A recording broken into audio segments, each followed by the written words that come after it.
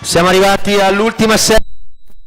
Per la serie numero 1 dei 100 stili liberi assoluti, in corsia 1 Bonvicini Alessandro 2001 Team, alla corsia 2 Peron Francesco Sporting Club Noale, alla corsia 3 from Sweden Pettersson Axel, in corsia 4 il bomber nazionale, più di 20 titoli italiani assoluti vinti, ha partecipato alle Olimpiadi di Londra e alle Olimpiadi di Rio, nella distanza è recordman italiano in vasca corta, ha vinto la medaglia di bronzo ai mondiali di Kazan a 4% stile libero, vincitore a Netanya nei 100 stili libero agli europei, Marco.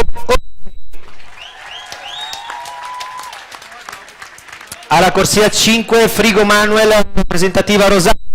Alla corsia 6 from Graz Austria Unger Dominic.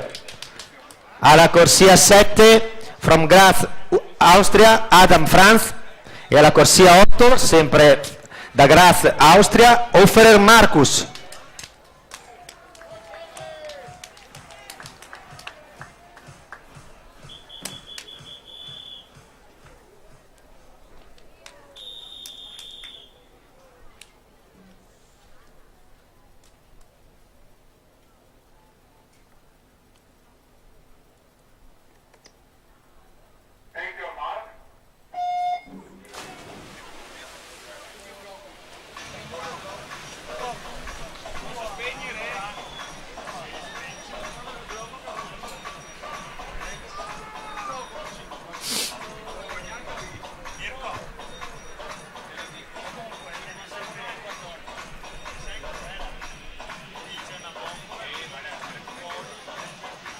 Passaggio veloce per Marco Orsi che vira 50 in 23,84.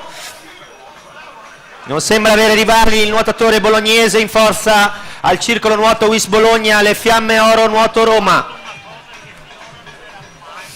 Sempre in testa Marco Orsi che si appresta agli ultimi metri